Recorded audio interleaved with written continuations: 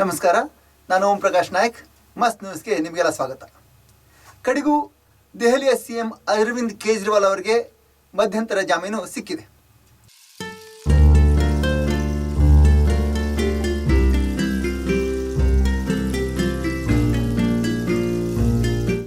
Supreme court ಈ ವಿಷಯದಲ್ಲಿ ಅವರಿಗೆ ಚುನಾವಣೆಯ ಒಂದು ಪ್ರಚಾರ ಮಾಡೋದಕ್ಕೋಸ್ಕರ ಅವಕಾಶ ಸಿಗಲೇಬೇಕು, ಅದು ಒಂದು ಸಂವಿಧಾನಿಕ ಅವರ ಹಕ್ಕು ಅನ್ನೋದನ್ನ ಎತ್ತಿ ಹಿಡಿದಿದೆ.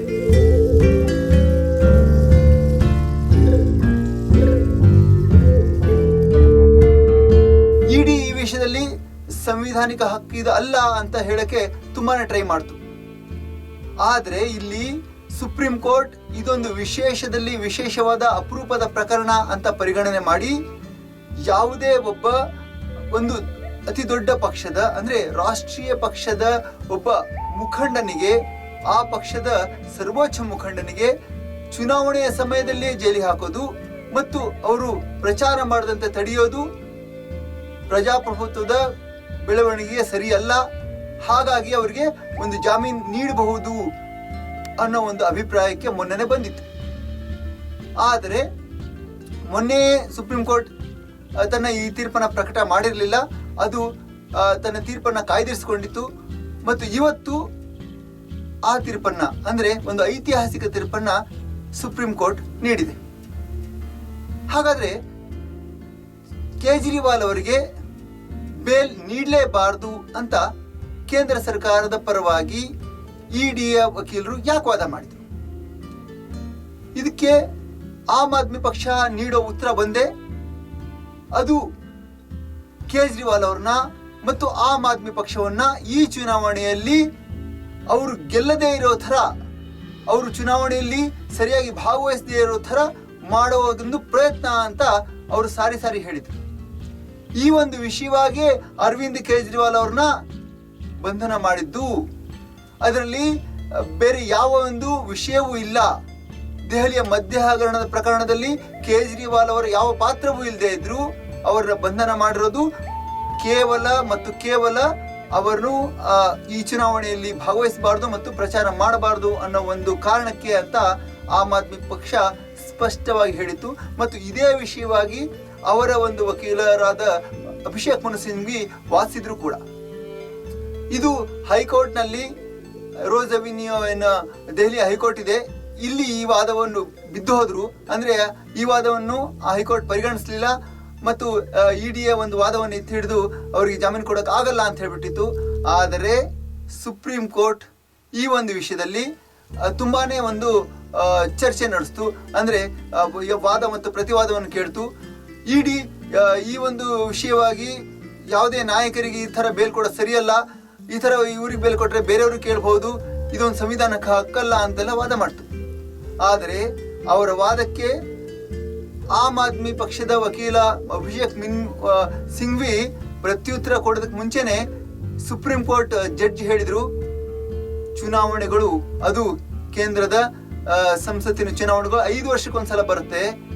ಇಂಥ ಒಂದು ಪ್ರಮುಖ ಚುನಾವಣೆಯಲ್ಲಿ ಒಂದು ಪ್ರಮುಖ ರಾಷ್ಟ್ರೀಯ ಪಕ್ಷದ ಮುಖಂಡನನ್ನ ನೀವು ಜೈಲಲ್ಲಿ ಹಾಕೋದು ಸರಿ ಇಲ್ಲ.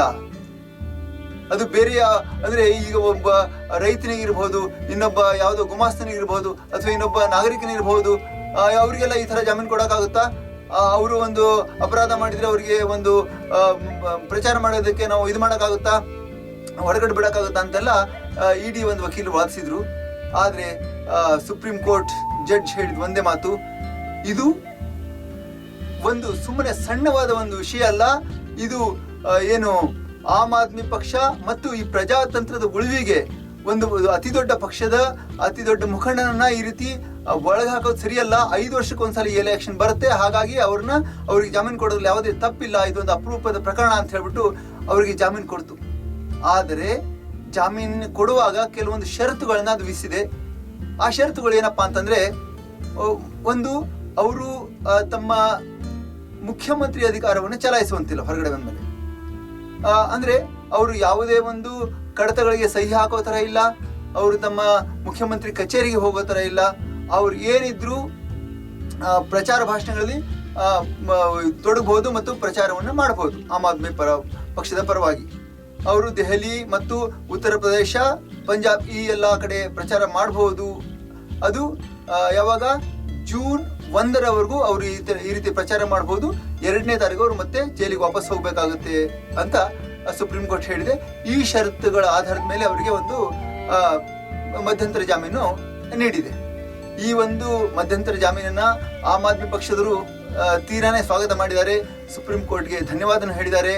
ಅವರಿಗೆ ಗೊತ್ತು ಅಂದ್ರೆ ಅರವಿಂದ್ ಕೇಜ್ರಿವಾಲ್ ಅವರ ಒಂದೇ ಒಂದು ಭಾಷಣ ಇಡೀ ಒಂದು ಏನೀಗ ನಡೀತಾ ಇದೆ ವ್ಯವಸ್ಥೆ ಅದನ್ನು ಬದಲು ಮಾಡಬಹುದು, ಚುನಾವಣೆ ಮೇಲೆ ಅತಿ ದೊಡ್ಡ ಪ್ರಭಾವವನ್ನು ಬೀರಬಹುದು ಅನ್ನೋದು ಆಮ್ ಆದ್ಮಿ ಪಕ್ಷದವ್ರಿಗೆ ಗೊತ್ತು ಮತ್ತು ವಿರೋಧ ಪಕ್ಷದ ನಾಯಕರಿಗೆಲ್ಲ ಗೊತ್ತು.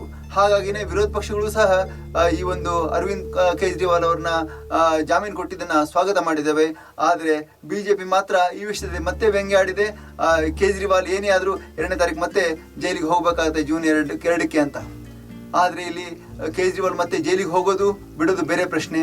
ಆದರೆ ಸುಪ್ರೀಂ ಕೋರ್ಟ್ ಏನು ಒಂದು ಸಂವಿಧಾನಾತ್ಮಕವಾದ ಒಂದು ಇದನ್ನ ಅಂದ್ರೆ ಅವರು ಕೇಜ್ರಿವಾಲ್ ಅವರನ್ನ ಒಂದು ಪ್ರಚಾರ ಮಾಡೋ ಹಕ್ಕನ್ನ ಪರಿಗಣಿಸಿ ಅವರಿಗೆ ಬೇಲ್ ನೀಡಿದ್ದು ನಿಜಕ್ಕೂ ಪ್ರಜಾಪ್ರಭುತ್ವಕ್ಕೆ ಸಂದ ಒಂದು ಜಯ ಅಂತಾನೆ ನಾವು ಹೇಳ್ಬೋದು.